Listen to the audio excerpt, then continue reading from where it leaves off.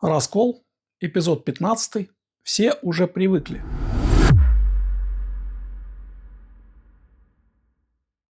Все уже привыкли к тому, что историки активно оперируют понятием «до нашей эры». Но никто не задается вопросом, если мы живем в нашей эре, а какие-то события были до нашей эры, то значит, та эра не наша, если не наша, то чья? Все уже привыкли к тому, что многие занимаются духовным развитием, но термин такой, по крайней мере, висит в пространстве. Но если мы рассмотрим свои многочисленные течения под маркой этого, то поймем, что речь о развитии духа не идет вообще. То есть люди чем только не занимаются, но к этому все привыкли. Все уже давно привыкли к термину воздухоплавание. И он как-то приелся, вошел в обиход. Но никто не отдает себе отчет, что когда-то действительно можно было плавать по воздуху. Все уже привыкли к тому, что сочетание «Киевская Русь» якобы неразрывно связано с историей Руси. И никого не удивляет, что при перечислении в летописях наших городов обычно города расположены компактно, а Киев на достаточно большом удалении от этого. Да и, собственно говоря, что такое Киев? Мы об этом рассказали в одном из наших предыдущих расколов. Все уже привыкли к тому, что вокруг нас очень много шума и гула, и никто не задумывается о том, как это связано было с уходом ритма, на котором творится жизнь, и с так называемым монголо-татарским нашествием. Мы рассказали об этом в ролике «Монголо-татарская ига». Кстати, нам недавно попалось в одном из храмов 15 века, расположенном на берегу Чудского озера, такой не очень приметный, одна интересная икона, на которой изображены царь Давид и пророк Исаия. Обратите внимание на то, что находится у них в руках. Мы потом к ней вернемся. Все уже давно привыкли к тому, что, как нас учили, полный круг – это 360 градусов. Но никто не задумывается о том, почему тогда в году не 360 дней, а 365. Да и то есть какая-то погрешность, в результате чего, в результате этого накопления приходится раз в 4 года добавлять еще целый день, потому что погрешность накапливается. Но ведь раньше без этого обходились, и как-то не было в этом нужды. И дней было 360, и все справились. А между тем это имеет непосредственное отношение к расколу. Вот давайте немножко об этом поговорим. Напомню вам еще раз, что наши предки в древности имели другое летоисчисление. Так называемый калейдодар включал в себя 9 месяцев по 40 дней, то есть ровно 360 дней или полный круг. В чем же был смысл этого? Глубинный смысл этого состоял в том, что каждые 40 дней происходит обновление всей системы. Это обновляется вода, обновляется воздух, обновляется земля. А огонь здесь нужно рассматривать как спектр, который улавливался этими средами. От количества огненной энергии зависит возможность проведения эфирной составляющей. Тогда в наших пространствах превалировали солнечные ритмы, не было такого влияния Луны, и, собственно говоря, не было привязки к лунным циклам, да и облучение с Луны не шло.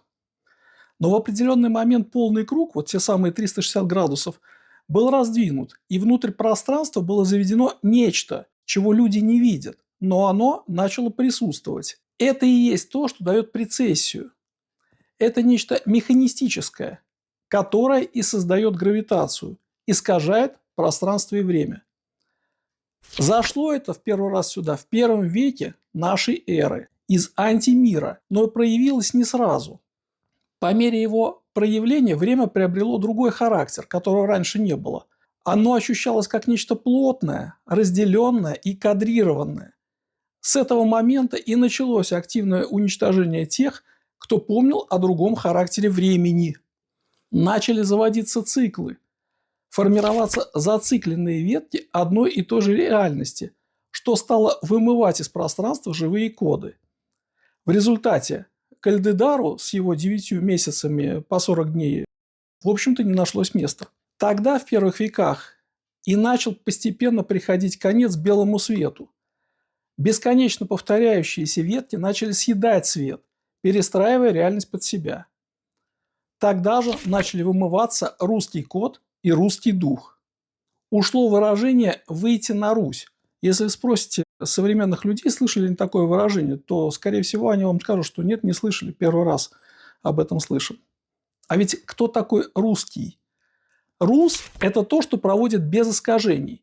Это то, что вмещало звук и могло проводить вибрацию. Оно работало как камертон. Я вам специально показал икону, где есть лира и есть камертон. Исайя держит камертон в руке. Это не какие-то щипцы с куском металла, это реально камертон.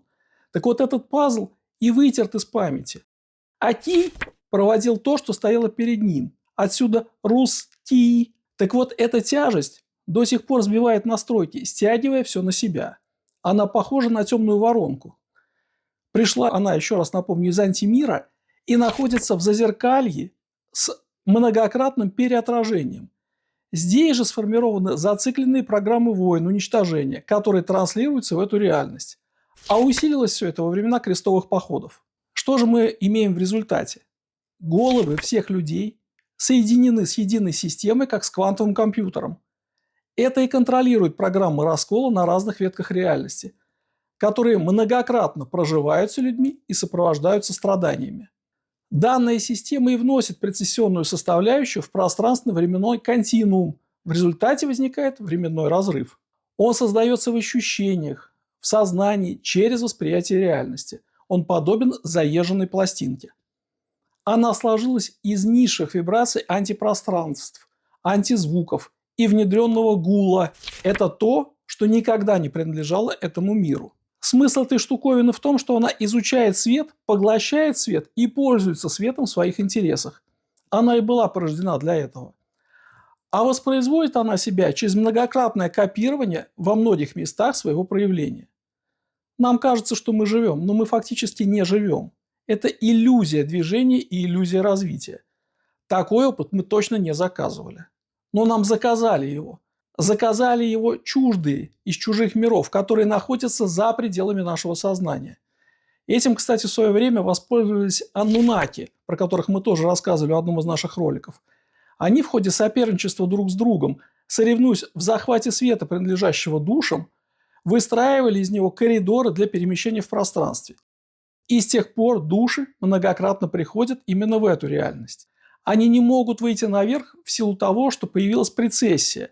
Душа должна выйти через ядро, через глубь Земли. Но глубину Земли не постичь человеческим умом. Это пространство непривычное для восприятия человека.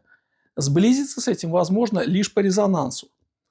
В 2012 году схлопнулось достаточно много наделанных событийных линий.